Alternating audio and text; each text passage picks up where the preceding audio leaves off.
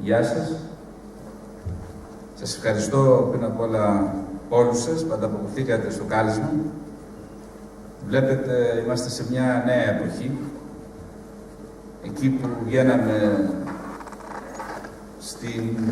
στο βήμα παρουσία των πολιτών και μιλούσαμε, τώρα πρέπει να επιστρατεύσουμε τα μουμουέ, τα κανάλια, τα πάντα, προκειμένου να επικοινωνήσουμε τον κόσμο. Ελπίζω λοιπόν αυτή τη νέου τύπου δημοκρατία να την επενδύσουμε με ουσιαστικά πράγματα για να αρχίσουμε και να επικοινωνούμε και σαν άνθρωποι, γιατί νομίζω ότι αυτό είναι και το μεγάλο πρόβλημα. Το σχήμα που κατεβαίνουμε λέγεται, ξέρετε, νησιωτική ανατροπή. Είναι μια πρωτόγνωρη πρωτοβουλία, κίνηση, η οποία δεν βγήκε ξαφνικά. Πέρασε κάποιο μεγάλο χρονικό διάστημα για να οριμάσει. Και λέγεται νησιωτική ανατροπή για δύο απλούς λόγους.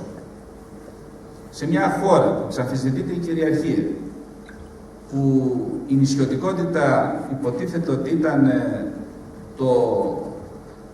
το σημείο αιχμής των προβλημάτων αυτής της χώρας, των διαφορετικών της προβλημάτων, ενώ αναγνωρίζεται από το ευρωπαϊκό κεκτημένο και από το ελληνικό σύνταγμα στο άρθρο 101 που λέει ότι νησιά και μακρινοί ορεινοί όγκοι παρουσιάζουν μόνιμα διαφορετικά προβλήματα και πρέπει ο νομοθέτης να προβλέπει, να έχει την προνοητικότητα να εξειδικεύει μέτρα και πολιτικές προσαρμοσμένα στις ιδιαίτερες συνθήκες των νησιών.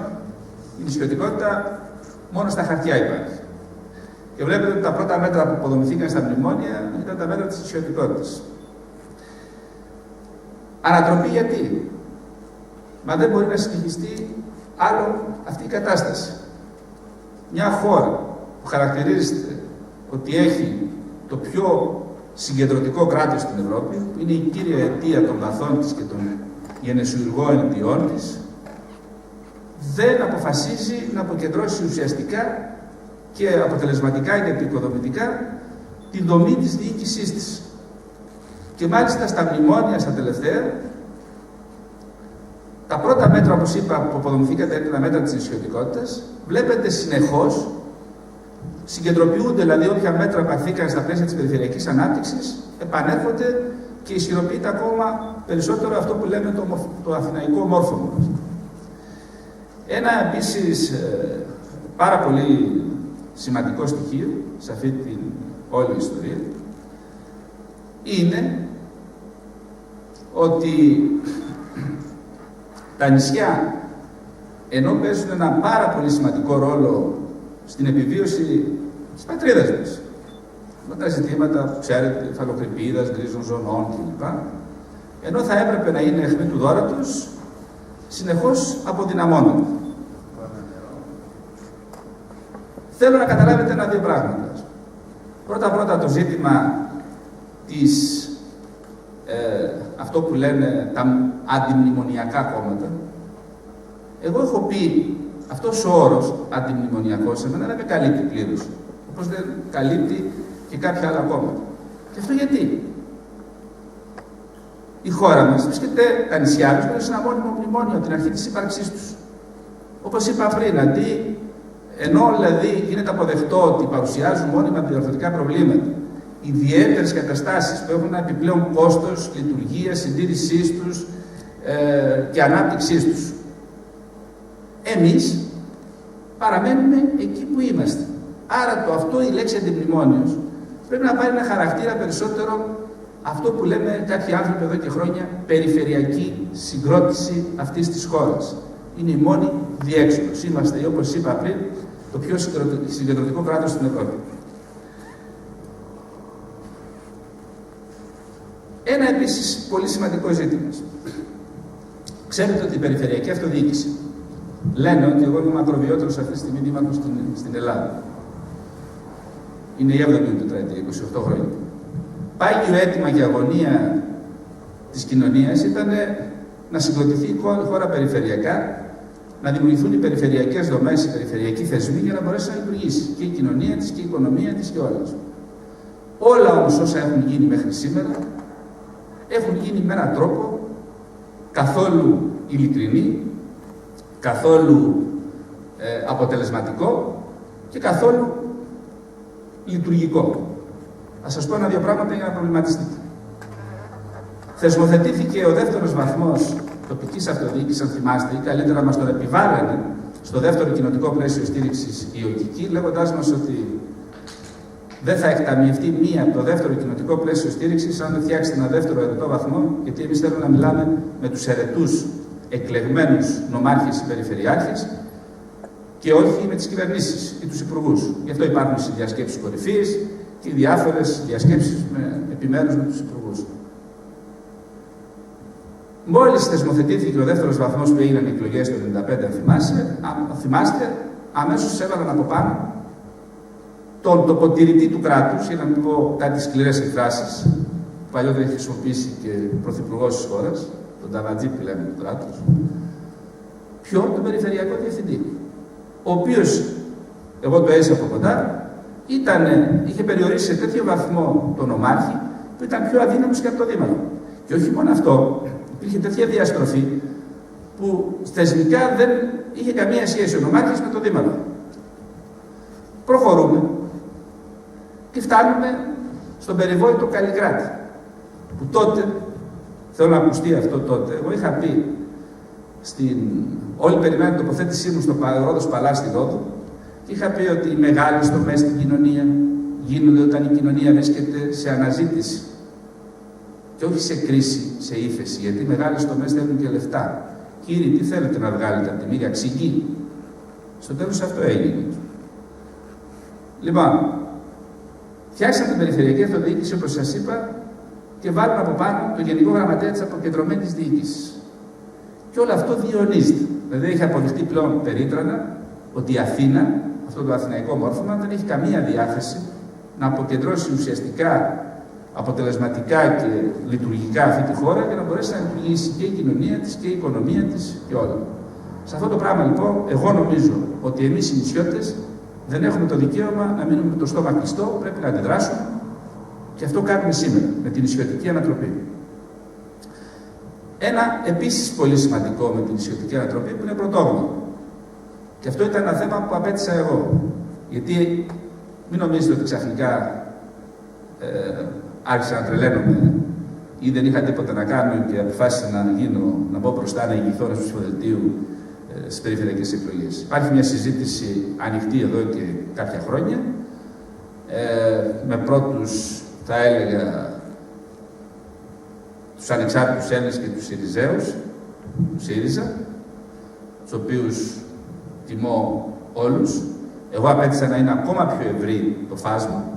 Γι' αυτό έχουν ακολουθήσει και η Κοινωνική Συμφωνία και οι οικολόγοι και το Πράτο, του Κοτζιά και θα ακολουθήσουν κι άλλοι. Αυτό γιατί? Κάποιοι θα αναρωτιούνται, μα εσύ με Πενέτρο που έχεις ένα καταγγελτικότατο λόγο κατά των κομμάτων, γιατί ζήτησες τη στήριξη των κομμάτων? Αυτή είναι και η ουσία του ζητήματος. Κοινοβουλευτική δημοκρατία στην Ευρώπη δεν υπάρχει χωρίς κόμματα. Απλά πρέπει να μάθουν στην Ελλάδα ότι πρέπει να σεβαστούν την πολιτική αυτονομία των θεσμών της κοινωνίας. Να σεβαστούν δηλαδή την πολιτική αυτονομία της αυτοδιοίκησης, την πολιτική αυτονομία του συνδικάτου, των συνεταιρισμών και όλων των άλλων. Δεν μπορεί το κόμμα να βρίσκεται παντού και να κατευθύνει τις επιλογές του Δημοτικού Συμβουλίου, του Νομαρχιακού Συμβουλίου, του Περιφερειακού Συμβουλίου ή όποιον άλλον θεσμό. Αυτό λοιπόν στην Ελλάδα δεν το έχουν καταλάβει και επομένως πρέπει να το καταλάβουν. Είναι εγχείρημα, ένα τεράστιο εγχείρημα, γιατί άλλα τα προβλήματα που μπορεί να έχει στην Αθήνα κάποιος και άλλα τα προβλήματα που μπορεί να έχει στη Σύρο ή στη Ρόδο και άλλα τα προβλήματα που μπορεί να έχει ο Λέριος ή ο Λειψιώτης και πάει λέγοντας. Στην τελευταία ανάλυση, πολιτική είναι πράξη. Είναι το αποτέλεσμα. Πώς τη λένε οι διάφοροι μανταρίνοι της πολιτικής. Η πολιτική φαίνεται εκ του αποτελέσματος. Είναι αποτέλεσμα, είναι πράξη. Η ιδεολογία είναι άλλο πράγμα. Σε όλο αυτό το εγχείρημα λοιπόν, που εμείς είπαμε να βγούμε μπροστά και πρέπει να γίνει μια ανατροπή, το λέμε γιατί. Γιατί βασικά ζητήματα και προβλήματα που έχει ο νησιωτικός χώρος παραμένουν άλυτα εδώ και πολλά χρόνια. Και ακόμα κυριολεκτό, και πρέπει να το έχετε εντοπίσει και εσείς να το έχετε δει, δυσκολευόμαστε να επικοινωνήσουμε με την Αθήνα και όλους αυτούς που διαμορφώνουν τις πολιτικές καταστάσεις. Δηλαδή, το ακτοπλοϊκό ακόμα δεν έχει αναγνωριστεί σαν δημόσιο αγαθό, δηλαδή ότι είναι το τρένο και το λεωφορείο του νησιώτη. Επομένως, όπως ο άλλος, ο Αθηναίος, παίρνει το λεωφορείο του, το τρένο του και πηγαίνει σε μια υπηρεσία και εντός της ημέρας γυρνάει πίσω, πρέπει να αποκτήσει αυτό το πράγμα, αυτή τη δυνατότητα και ο νησιώτης να πηγαίνει στα κέντρα διοίκησης, οικονομίας, δημοσίων αγαθών με το ελάχιστο κόστος και να μπορεί να επιστρέφει το βράδυ στον τόπο του. Αυτά είναι ζητήματα δικαίου, δεν είναι απλά ζητήματα λειτουργίας μονάχα. Είναι ζητήματα δικαίου. Και όπως χαρακτηριστικά λέω, γιατί αυτά βρίσκονται μέσα στο φάκελο της απειλής που έχουμε κάνει εδώ και χρόνια εμείς σαν Λειψία, ότι θα προσφύγουμε στο Ευρωπαϊκό Δικαστήριο κατά του ελληνικού δημοσίου, ο Λειψιώτης που απέχει 80 μίλια βόρεια από τη Ρόδο και ο Καστελοριζιός που απέχει 80 μίλια νότια από τη Ρόδο, θέλει το λιγότερο 300 ευρώ παρακαλώ για να πάει στο διοικητικό κέντρο της περιοχής, στη Ρόδο, για να γυρίσει πίσω. Ο Αθηναίος για να κινηθεί στα όρια του λεκανοπεδίου της Αττικής, με προαστιακό, με μετρό και άλλο, δεν θέλει παραπάνω από 5 ευρώ. Αυτό το λένε ισονομία και ισοπολιτεία. Σε αυτά τα ζητήματα λοιπόν, αυτό είναι το ένα. Ποτέ όμως δεν είδαμε τους θεσμούς της αποκεντρωμένης διοίκησης, περιφερειακής αυτοδιοίκησης ή δεύτερου ή τρίτου βαθμού, δύο φτάνουν στην Ελλάδα. Αυτό το ξεκαθαρίζω εγώ, σαν άποψή μου το έλεγα και παλιά. Απλά έγινε νομαρχιακή αυτοδιοίκηση, περιφερειακή αυτοδιοίκηση. Ποτέ δεν μπήκε μπροστά να συγκρουστεί για αυτά τα ζητήματα. Εμείς λοιπόν είμαστε αποφασισμένοι να συγκρουστούμε. Δεν πάει άλλο για εμάς τους νησιώτες που συνεχώς θα κατηφορίζουν και θα βρίσκονται σε μια σχέση εξάρτησης σε σχέση με την Αθήνα. Όπως έλεγε και κάποιος σημαντικός θεωρητικός της θεωρίας της εξάρτησης και της άλλης ανάπτυξης, λέει η υποανάπτυξη δεν είναι η όχι ακόμα ανάπτυξη. Δηλαδή περιμένετε θα έρθει σε σειρά σας. Όχι, κύριε. Είναι προϊόν και λειτουργία του συστήματος εξάρτησης της περιφέρειας από το κέντρο. Το κέντρο σου δίνει τόσο όσο χρειάζεται που να μην το αμφισβητήσει την ηγεμονία. Άρα, και βλέπετε, ενώ τα κοινοτικά πλαίσια στήριξης ξεκινήσαν σαν κοινοτικά πλαίσια στήριξης που είχαν δύο βασικές αξίες, σύγκληση και κοινωνική συνοχή. Αντί να κλείνει η ψαλίδα μεταξύ φτωχού και πλούσιου, συνεχώς ανοίγει όλο και περισσότερο. Και αντί να συγκλίνει η Αθήνα με τις περιφέρειές της και τα επιμέρους κέντρα με τα υπόλοιπα απόκεντρά της, συνεχώς αυτή η απόσταση μεγαλώνει. Μεθοδεύσανε, προσέξτε το να δείτε, μεθοδεύσανε γιατί πρέπει να τα καταλάβουμε επιτέλους για να γίνει αυτή η ανατροπή, μεθοδεύσανε στα τελευταία κοινωνικά πλαίσια στήριξης και βάλανε άλλους δύο όρους. Απορροφητικότητα και ανταγωνιστικότητα. Δηλαδή αυτό που μας ενδιαφέρει να απορροφήσουμε το γρηγορότερο δυνατό τα λεφτά.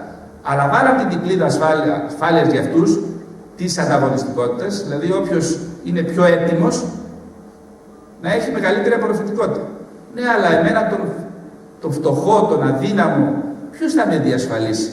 Γι' αυτό χρόνια λέγαμε στην πρωτοβάθμια αυτοδιοίκηση ότι πρέπει να δημιουργηθεί μια ασπίδα προστασίας σε όλα αυτά τα μικρά νησιά της δεύτερης και τρίτης ταχύτητας, που είστε κι εσείς μέσα, προκειμένου να επιτύχω κι εγώ την περιβόητη σύγκληση. Και βλέπετε ότι συνεχώς, όπως είπα, η ψαλίδα μεγαλώνει μεταξύ πλούσιου και φτωχού. Έχουμε φτάσει στην ιστορία το τελευταίο που βλέπουμε, της υγείας. Η υγεία συνεχώς αποδιαρθρώνεται, αποδυναμώνεται, όταν, προσέξτε, αυτά τα πολυδύναμα μικρά κέντρα και μεγάλα υγείας που φτιαχτήκανε, που ήταν όλα από κοινοτικούς πόρους, είχαν μια φιλοσοφία μέσα τους. Ότι κύριε, για να λειτουργήσουν αυτά, πρέπει να έχει μια τέτοια δομή μέσα, μια τέτοια δομή, διάφορα εργαστήρια, ακτινολογικό, αιματολογικό, οδοντιατρικό, εργαστήρια, όχι γιατρούς, ούτως ώστε οι γιατροί του πλησιέστερου νοσοκομείου, 15, 20, 30 μέρες, να πηγαίνουν και να περνάει ο κόσμος σε εξετάσεις από εκεί, όχι να τρέχει ο κόσμος στα νησιά. Μια και έχουμε το ακτοπλοϊκό που δεν είναι λειτουργικό και αποτελεσματικό και στοιχίζει. Δεν έχουμε άλλα μέσα. Στο τέλος, για ένα πολίτη του μικρονησιωτικού χώρου στοιχίζει μια περιουσία ολόκληρη για να πάει. Υποτίθεται όμως ότι στο μικρό νησί θα έπρεπε να υπάρχει ο γιατρός γενικής ιατρικής προκειμένου να καλύπτει τις καθημερινές ανάγκες. Συν τα υλικοδρόμια, συν και με μια οργανωμένη κατάσταση στα πλαίσια της προληπτικής ιατρικής, δεν είναι εύκολο να χάσεις άνθρωπο. Πρέπει να είσαι πολύ άτυχος. Δέστε όμως ότι όλο αυτό διαλύεται καθημερινά. Το νοσοκομείο της Λέρου που είναι δίπλα μας αδυνατεί να καλύψει στοιχειοδός και τις ανάγκες των Λειψών και των υπολείπων νησιών. Πόσο μάλλον αργότερα της Κο, της Καλύμνου, της Ρόδου και πάει λέγοντας. Τρίτο σημείο. Παιδεία. Ακούστε αυτό και θα καταλάβετε. Το 88, μετά τη συνδιάσκεψη κορυφής της Ρόδου, που μας δώσαν από έναν αρχηγό κράτους και τον ανακηρύξαμε επίτιμο δημότη, και υπήρχαν και οι δύο, ο πρόεδρος του Ευρωπαϊκού Κοινοβουλίου και ο Ζακ Τελόρ, ο γενικός γραμματέας της Κομισιόν. Εμείς πήραμε τον πρόεδρο του Ευρωπαϊκού Κοινοβουλίου. Τον πρόεδρο του Ευρωπαϊκού Κοινοβουλίου, τον Λόρδο Πλάν, τον πήγα αρκιούς παρακαλώ. Και είδε η Lady, θέλαμε να λέμε και Lady, η Μάρτζορι, είδε το δάσκαλο με το ένα παιδί και με ψάχνει το BBC για να δει τι έγινε. Συνεχίζει η κατάσταση να είναι το ένα παιδί με το δάσκαλο. Γιατί σου λέει, τόσα λεφτά που πέσαν σε αυτή τη χώρα δεν καταφέρατε να λύσετε ούτε αυτά τα προβλήματα. Γιατί δημόσιο αγαθό είναι και η παιδεία. Δηλαδή πρέπει το κράτος να μεριμνήσει ούτως ώστε τη βασική του εκπαίδευση στο παιδί να μπορέσει να την τελειώσει στον τόπο του. Και ξέρετε καλά ότι στους αρχείους έχουν δάσκαλο, τελειώνει το δημοτικό, δεν μπορεί μετά να τελειώσει και τις άλλες 3 τάξεις του γυμνασίου για να τελειώσει τη βασική εκπαίδευση.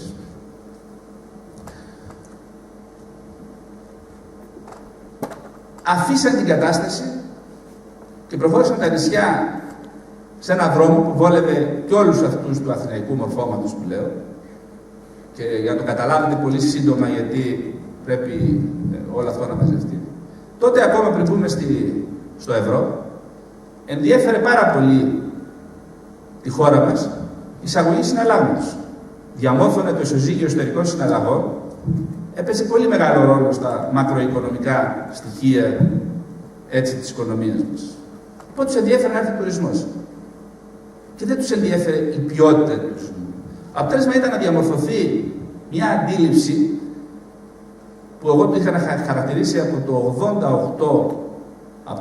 88 και προσέξτε αυτό γιατί θα σας πω και κάτι άλλο. Και έλεγα τότε όχι στη μονοκαλλιέργεια του τουρισμού. Εάν ο τουρισμός θεωρείται το συγκριτικό πλεονέκτημα στις οικονομίες των νησιών, τον τουρισμό πρέπει να τον στηρίξουμε πάνω στην τόπια παραγωγή και οικονομία. Δεν θα εισάγουμε προϊόντα και θα εξάγουμε υπηρεσίες. Πρέπει ο στόχος μας είναι να οικοδομήσουμε και ο σχεδιασμός, να οικοδομήσουμε κοινωνίες 365 ημερών και όχι 1, 2 και 3 μηνών. Γιατί ο πολίτης του 1, 2 και 3 μηνών δεν είναι ένας πολίτης ενεργός, είναι ένας πολίτης μαριονέτα, ο οποίος δεν μπορεί να παράξει ούτε οικονομία, ούτε ανάπτυξη, ούτε ταυτότητα έχει. Αντίθετα, μερικές φορές μπορεί να παράξει και βαρβαρότητα. Όλη αυτή λοιπόν η μονοκαλλιέργεια του τουρισμού οδήγησε στα σημερινά διέξοδα πάρα πολλά νησιά, στους all inclusive, στα βραχιολάκια που λέω, στα κοπάδια τα κατσίκια για να στεφτούμε και λιγάκι, και πάει λέγοντας. Και λέω χαρακτηριστικά, το πρώτο μεγάλο έργο που έγινε στα Δωδεκάνησα, το 88, τι ήταν, το φράγμα της Απολακιάς, στην Νότια Ρόδο.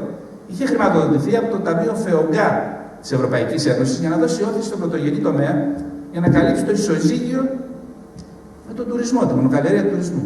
Μόνο για την αγροτική οικονομία. Σήμερα βλέπω όμως ότι είναι όλοι τους ανήσυχοι, γιατί πραγματικά η κατάσταση δεν πάει καλά, και ελπίζω να έχει μια συνέχεια αυτή η ιστορία, γιατί είχαμε αρκετές επαφές στη Νότια Ρόδο με διάφορους ανθρώπους και θα συνεχιστεί αυτή η ιστορία. Άλλο πολύ σημαντικό σε σχέση με την... Λένε κάποιοι, έτσι, και εγώ το έχω θίξει από πολύ καιρό. Λέει η βιομηχανία του τουρισμού, η βιομηχανία του τουρισμού, η βιομηχανία του τουρισμού.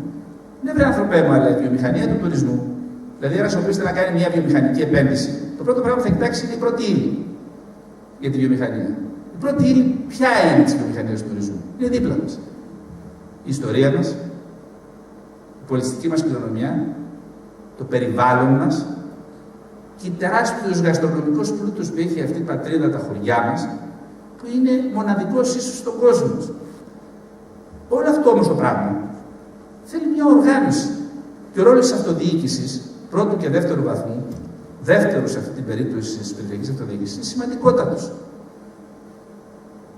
Πέστε μου τι έχει γίνει όλα αυτά τα χρόνια πάνω σε αυτό το ζήτημα. Εγώ χρόνια φώναζα και έλεγα ότι πρέπει να προχωρήσουν τα χωροταξικά των νησιών. Να καθοριστούν οι χρήσεις γης, δηλαδή. Και να υπολογίσουμε και τη φέρουσα ικανότητα του κάθε νησιού για να δούμε πού πηγαίνουν. Η Λέρος, γιατί πρέπει να αναφερθώ λίγο στη Λέρο, είναι μια λίγο ξεχωριστή ιστορία. Είχε επαναπαυτεί με τα ιδρύματα και με κάποια άλλα πράγματα. Παρότι είμαι της άποψης, συνεχίζω να το λέω, ότι το όποιο μειονέκτημα, όπως εσείς λέτε, το βάζω εισαγωγικά, μπορούσε να γίνει σήμερα συγκριτικό του σας πλεονέκτημα. Δηλαδή, έπαιξαν οι ελληνικές κυβερνήσεις μετά τον πόλεμο πάνω στην κοινωνία και στην ευαισθησία του Λέριου τα πιο βρώμικα παιχνίδια.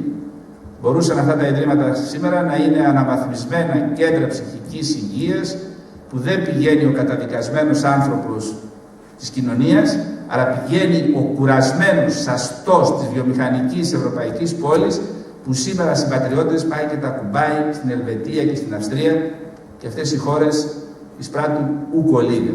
Γιατί να μην γινόταν αυτό στο Αιγαίο μέσα από μια άλλη οργάνωση του χώρου μας και των κοινωνιών μας.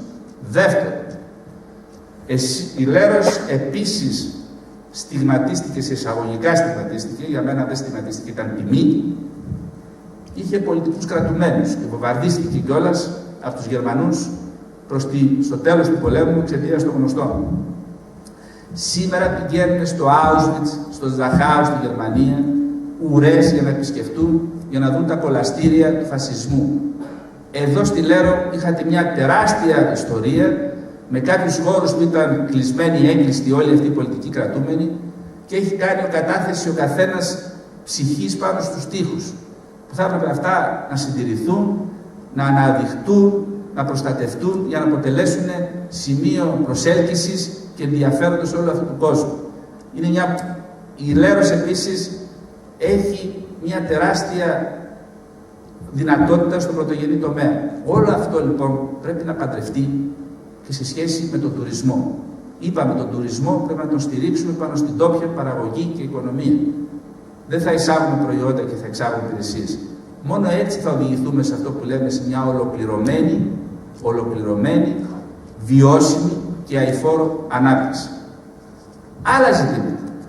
Και όλα αυτά τα λέω γιατί το έλλειμμα της περιφερειακής αυτοδιοίκησης, παρότι επενδύσαμε τουλάχιστον συναισθηματικά πάρα πολύ σε αυτή την διοικητική μεταρρύθμιση, δεν έκανε τίποτα άλλο από όλα αυτά που λέω. Ξέρετε ότι η χώρα αυτή τη στιγμή ετοιμάζεται να φάει πρόστιμα άσχημα σε σχέση με την ανεπάρκειά της, την ανικανότητά της, την αδυναμία της να ολοκληρώσει όλο αυτό το σύστημα της ορθολογικής διαχείρισης των στερεών αποβλήτων.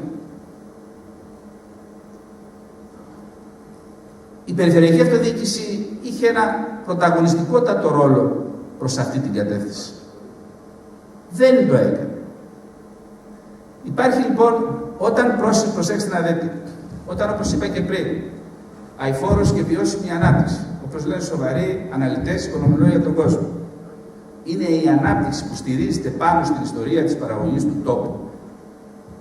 Εσύ δεν μπορεί να ονειρεύεσαι πράγματα απίθανα τα οποία μπορεί να έρχονται απ' έξω και να προσπαθείς να τα εφαρμόσεις τη στιγμή που τα έχεις όλα δίπλα σου. Όλα δίπλα σου. Θα σας πω ένα πολύ χαρακτηριστικό παράδειγμα. Πρόπερση με παίρνει ένας φίλος Ιταλός και μου λέει, βλέποντας κάποια δημοσιεύματα για την Ελλάδα άσχημα, και λέει: Βρε Μπερνέτο, λέει, πώς φτάσατε εκεί? Έχετε μια ευλογημένη χώρα που εμείς ζηλεύουμε. Έχετε μια τεράστια ιστορία πίσω σας που εμείς ζηλεύουμε. Έχετε μια τεράστια πολιτιστική κληρονομιά που εμείς ζηλεύουμε. Σας έδωσε και ο Θεός ένα θεϊκό περιβάλλον που σας δίνει τη δυνατότητα να παράξετε θεϊκά προϊόντα. Πώς φτάσατε εκεί? Αυτή είναι λοιπόν, αυτό είναι το μεγάλο ερώτημα που πρέπει να μπει στο καθένα μας για να αρχίσουμε να επανασχεδιάσουμε, συμπατριώτες, τους τόπους μας. Το πολιτικό σύστημα, και δεν είμαστε άμυροι ευθυνών εμείς ήδη, όχι βέβαια κατά τη λογική που είπε ο κύριος Πάγκαλος, την οποία αρνούμε και καταγγέλλω, σταματήσαμε να είμαστε πολίτες, σταματήσαμε να σκεπτόμαστε, σταματήσαμε να λειτουργούμε, σταματήσαμε να ενεργούμε, να σχεδιάζουμε και να ονειρευόμαστε για τους τόπους μας. Επιτέλους πρέπει να επαναχτίσουμε την ιδιότητα του πολίτη. Του πολίτη ο οποίος σκέπτεται, συναλλάσσεται, συλλειτουργεί, συσκέπτεται με τον γείτονά του, με τον συμπατριώτη του, με τον άνθρωπο που κάνει την ίδια δουλειά με αυτόν και με όλους αυτούς προκειμένου να επανασχεδιαστούν οι τόποι μας. Η Λέρος έχει φοβερές δυνατότητες, πολύ σημαντικές δυνατότητες και νομίζω ότι μπορεί να τις αξιοποιήσει. Παιδεία. Ποιος είναι αυτός ο κόσμος τον οποίο υποτίθεται όλοι λένε το ανθρώπινο δυναμικό. Το ανθρώπινο δυναμικό σε όλα τα έργα. Σε όλες τις παρεμβάσεις, σε όλες τις δράσεις. Το ανθρώπινο δυναμικό, το ανθρώπινο δυναμικό, το ανθρώπινο δυναμικό. Ωραία, αυτό το ανθρώπινο δυναμικό, όταν συνεχώς ερευνώνονται τα σχολεία των νησιωτικών χώρων, του νησιωτικού χώρου και οι μονάδες σχολικές υποβαθμίζονται, τα κίνητρα που δίνονται σε εκπαιδευτικούς προκειμένου να πάνε εκεί να κάνουν τη δουλειά τους είναι μηδαμινά, όταν δεν υπολογίζουν το κόστος το μεταφορικό το τεράστιο, όταν δεν προβλέπεται τίποτα σε σχέση με το κόστος κατοικίας, ξέρετε καλά τι συμβαίνει το καλοκαίρι, που λένε Ιούνιο μήνα πρέπει να φύγετε γιατί εγώ πρέπει να νοικιάσω, να κάνω, να δείξω κλπ. Πώς θέλουν να λειτουργήσουν όλα αυτά τα πράγματα. Σε όλο αυτό λοιπόν πρέπει να αντιδράσουμε. Έρχονται κάποιοι ξύπνοι, δεν λέω ονόματα, θα καταλάβετε μόνοι σας, οι οποίοι λένε μα ο Μπενέτος τι θέλει, να εισπράξει τη δυσαρέσκεια του κόσμου. Έχει πρόταση.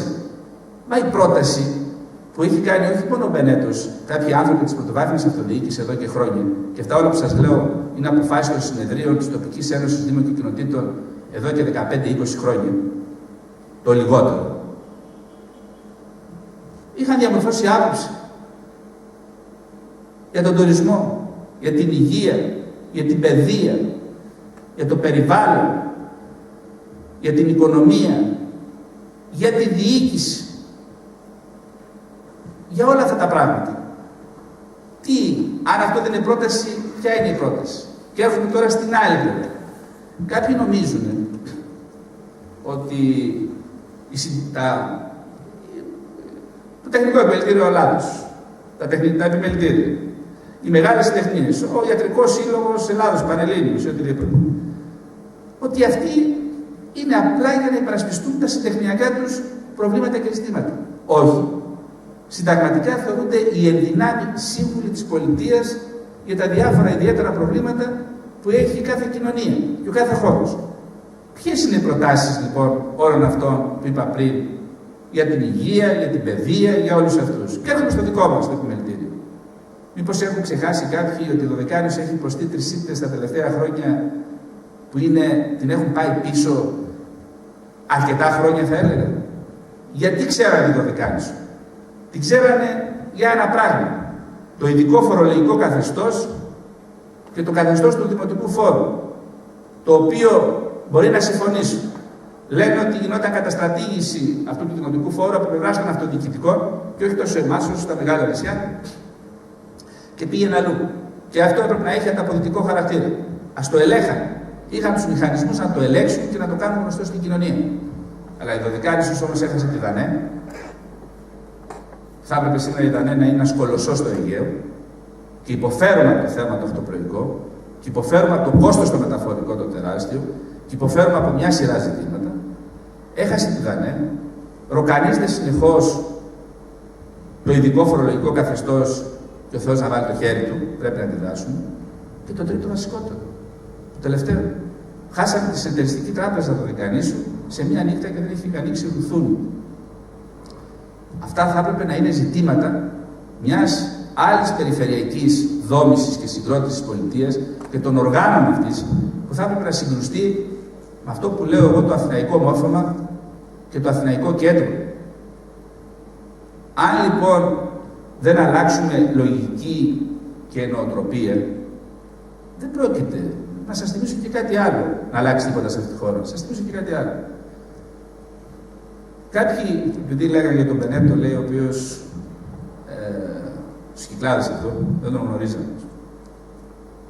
Το 88, θυμάστε τότε που συγκρότανε ο Δεκάνησος με τις Κυκλάδες για το ζήτημα της έδρας της περιφέρειας. Ήμουν από τους 5-6 που πήγαν στη Σύρο. Πήγαν, ανακάτεψα εκεί τα νερά και γύρισα, τους λέω στους πατριώτες, το Αιγαίο οι απέναντι δεν το βλέπουν σαν Κυκλάδες ο Δεκάνησος, το βλέπουν σαν ένα ενιαίο χώρο. Αυτή τη στιγμή δεν θα έπρεπε να μπαίνουν διαχωριστικές γραμμές μεταξύ μας.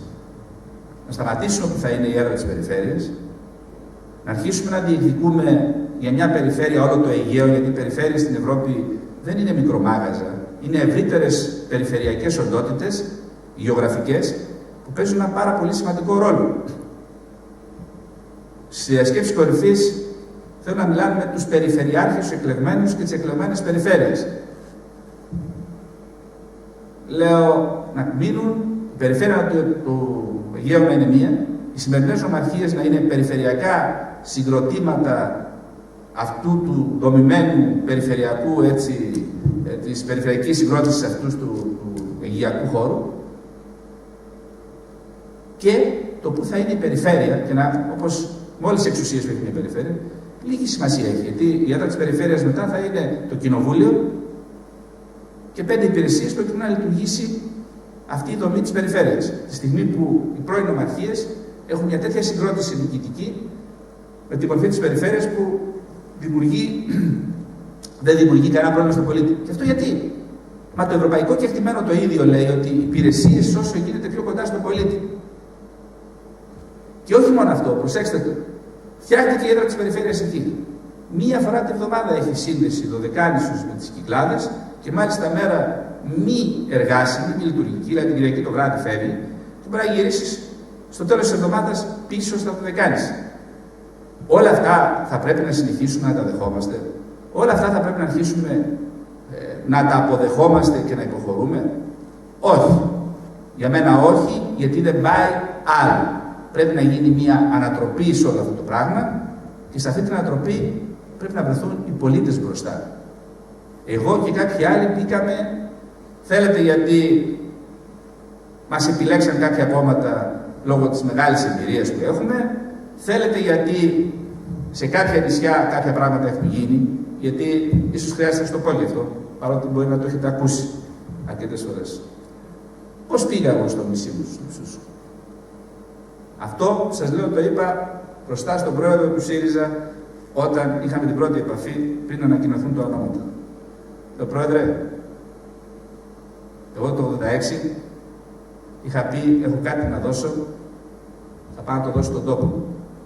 Δεν θα το δώσω σε καμία κομματική νομεκλατούρα. Και έφυγε. Γιατί έβλεπα την κατάσταση πώς εξελισσόταν. Ελπίζω λοιπόν να μην έχουν μετανιώσει οι συμπατριώτες μου για αυτό το οποίο έχει γίνει εκεί στο νησί. Αυτό γιατί υπήρχαν άνθρωποι τη δεκαετία του 70, του 80 που ονειρεύομασταν μια άλλη Ελλάδα, ότι έπρεπε να φύγουμε νέοι άνθρωποι σε διάφορα σημεία επιλεγμένα της χώρας για να διαμορφώσουμε μοντέλα μιας άλλης ανάπτυξης και να δώσουμε ένα προσανατολισμό σε αυτή την πατρίδα για να πάρει το δρόμο της όπως έχει πάρει όλη η Ευρώπη. Σε αυτό το πράγμα λοιπόν ας αποφασίσει η ιστορία, παρότι τα σχόλια είναι θετικότατα, για αυτό που έχει συντελεστεί στους Λειψούς στο νησί μου. Εμείς όμως, εγώ πιστεύω ότι αυτό που έχει γίνει εκεί μπορεί να γίνει σε όλο το Αιγαίο και αν μπορεί να γίνει σε ένα μικρό νησί που οι ισορροπίες είναι φοβερά λεπτές, όσο μάλλον σε κάποια μεγαλύτερα, που οι δυνατότητες είναι πολύ περισσότερες, που έχει το ανθρώπινο δυναμικό το πολύ περισσότερο και το πιο εξειδικευμένο και μια σειρά άλλα πράγματα. Νομίζω λοιπόν ότι δεν έχουμε το δικαίωμα να αφήσουμε την κατάσταση πλέον στα χέρια τους. Πρέπει να γίνει μια ανατροπή και η ανατροπή πρέπει να γίνει σε όλα τα επίπεδα. Να ενεργοποιήσουμε με κάθε τρόπο όλους τους πολίτες, γιατί αυτοί πρέπει να παίξουν τον πρωταγωνιστικό ρόλο, να φύγουν από την καρέκλα και από την τηλεόραση. Θα το πω για άλλη μια φορά όσο και σκληρό να είναι, να σταματήσουν να είναι πελάτες, να γίνουν πολίτες, γιατί αυτή η ράτσα, αυτή η φυλή έχει τεράστιες δυνατότητες μέσα της, έχει, ας μου επιτραπεί η έκφραση, αυτό το γαμότο που λένε, που 2-3 πράγματα να του δώσεις, μπορεί να την αχτεί μπροστά και να δημιουργήσει αυτός ο πολίτης. Γι' αυτό μιλάω για πολίτες 300, κοινωνίες 365 ημερών κλπ. Λοιπόν, πρέπει να δώσουμε ένα προσανατολισμό σε αυτούς τους ανθρώπους και για την πατρίδα ολόκληρη. Το επόμενο διάστημα, τώρα είναι μία πρώτη παρουσία με τις γενικές γραμμές, γενικές κατευθύνσεις. Εγώ θα σας μοιράσω αυτό το κείμενο που είναι η πλατφόρμα συνεργασίας μεταξύ αυτών των 5 κομμάτων που συνεργάζονται σε αυτή την προσπάθεια, και κάποια στιγμή, στην τελευταίο μήνα, στην τελευταία περίοδο, θα οργανώσουμε κάποια ομιλία εδώ στη Λέρο. Κλειστή ή ανοιχτή θα το αποφασίσουν οι Λέργοι, γιατί εξαρτάται από πολλούς παράγοντες. Και ένα πράγμα υπόσχομαι, αυτό που έχω εισπράξει και σας ευχαριστώ όλους εδώ και χρόνια από τη Λέρο και από τους Λέργιους, αυτό είμαι και αυτό θέλω να συνεχίσω να είμαι. Ο άνθρωπος που θέλει να προσφέρει, ο άνθρωπος που νιώθει πολίτης, ο άνθρωπος που αγαπάει τον τόπο του και την πατρίδα του ολόκληρου. Γι' αυτό όταν με ρωτούσαν παλιά, λέει, καλός δήμαρχος τι σημαίνει. Ο καλός δήμαρχος δεν σημαίνει τίποτα. Καλός δήμαρχος, κάτω από κάποιες προϋποθέσεις, μπορεί να κάνεις 2-3 έργα και να αναδειχτείς. Καλός δήμαρχος είναι, λέω, αυτός ο οποίος εκτός από τον τόπο του έχει άποψη και για την περιοχή του, για την επαρχία του, για την ομαρχία του, για την περιφέρειά του ολόκληρη, για τη χώρα του και την πατρίδα του ολόκληρη. Σας ευχαριστώ πολύ.